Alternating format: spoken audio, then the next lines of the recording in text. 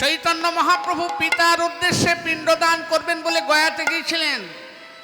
তা গয়াতে যখন মহাপ্রভু যান, সেই যেখানে গয়াতে কেন যায় না, গয়াসুরের মাথায় ভগবান নারায়ণ পদচিহ্ন দিয়েছিলেন।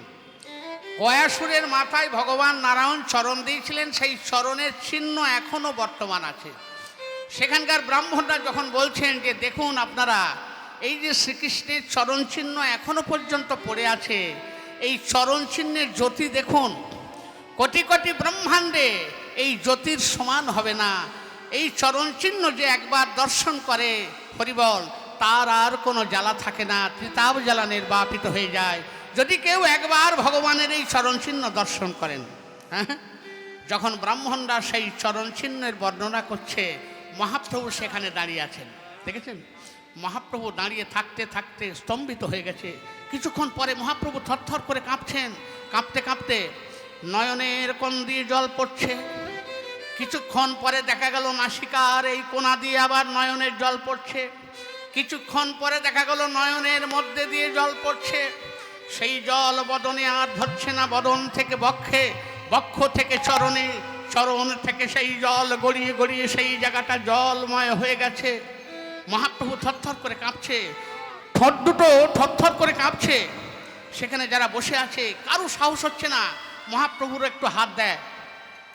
আর সেখানে ঈশ্বরপুরীও আছেন। হ্যাঁ, তিনি মহাপ্রভুর ওই অবস্থা দেখে মনে মনে করছেন এখনই মনে হয় পড়ে যাবে, তাই ছুটে গিয়ে ঈশ্বরপুরী মহাপ্রভুকে জড়িয়ে ধরেছে। যেই না জড়িয়ে ধরেছে, আর মহাপ্রভু অমনি ঈশ্বরপুরীর চরণে পড়ে ঈশ্বরপুরীর চরণ দুখানা জড়িয়ে ধরে কাঁদছে, আপনি আমায় কৃপা করুন। ঈশ্বরপুরী বলছেন, নিমাই আমি তোমাদের বাড়িতে গিয়েছিলাম, মনে পড়ে নবদ্বীপে আমি তোমাদের বাড়ি গিয়েছিলাম, তোমার মা রান্না করে আমায় খেতে দিয়েছিল।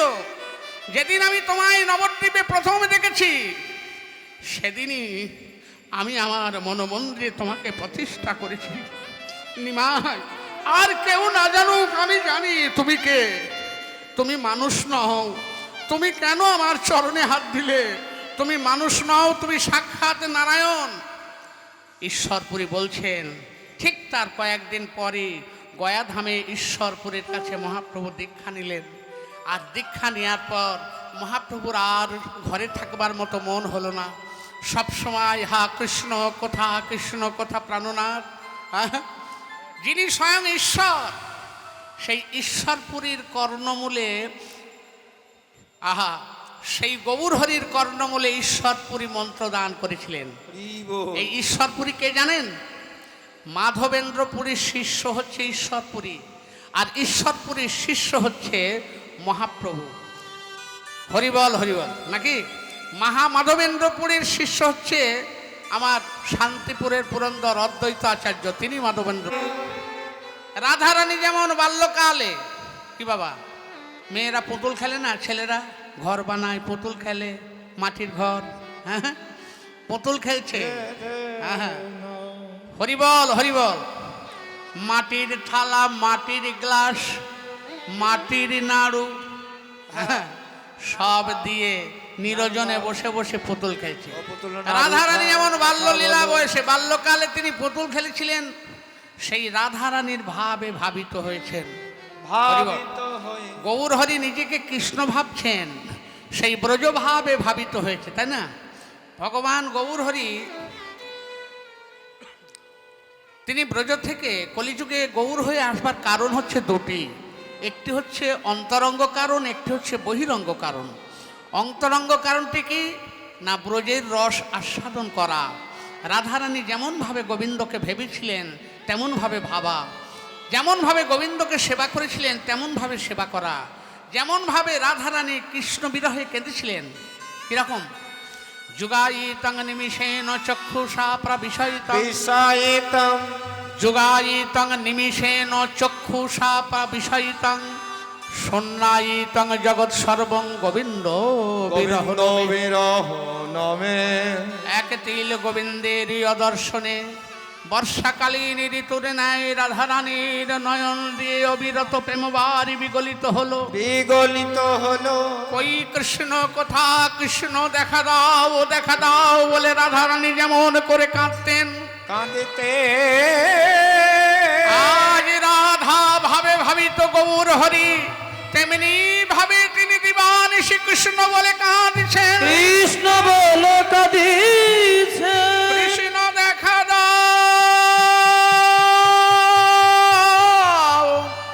দেখা দাও, দেখা দাও বলে দিবানাসী গৌর হরে কাঁদছেন। হরে কৃষ্ণ তুচ্ছই স্ফুরিত রসন নাম গণনা, হরে কৃষ্ণ তুচ্ছই স্ফুরিত রসন নাম গমনা, কৃত গ্রন্থি শ্রণী সুভগ কোটিসূত্র জল করো।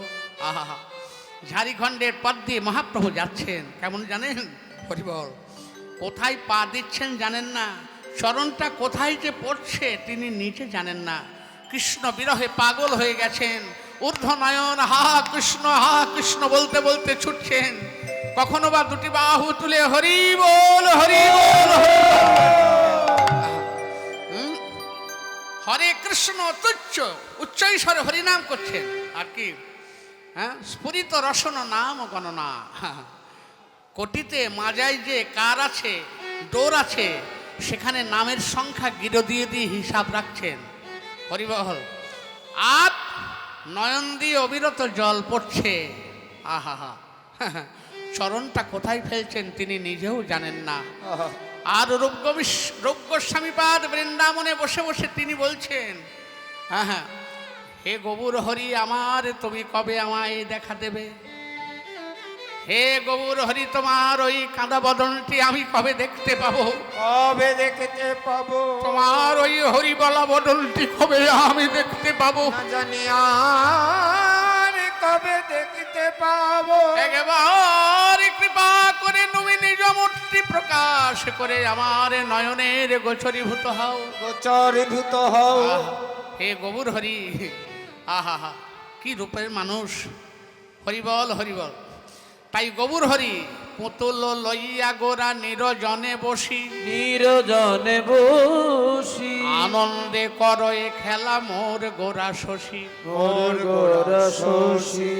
এইভাবে হরিনাম করছে, করতে করতে হেন কালে ঈশ্বর পুরী, হেন কালে ঈশ্বর পুরী, ওগো হেন কালে ঈশ্বর পুরী, হেন কালে ঈশ্বর পুরী। আজ আসি উপজিল, উপজিল, ও হেন কালে ঈশ্বর পুরী। আজ আসি উপজিল, ও আজ আপনি হইয়া গুরু, আপনি হইয়া গুরু, আপনি হইয়া গুরু, আপনি হইয়া গুরু। গোরার নাম করনে দিল, দিল রে, ও আপনি হইয়া গুরু, গোরার নাম করনে দিল। আরে নাম করনে দিল গো, ওগো নাম করনে দিল গো।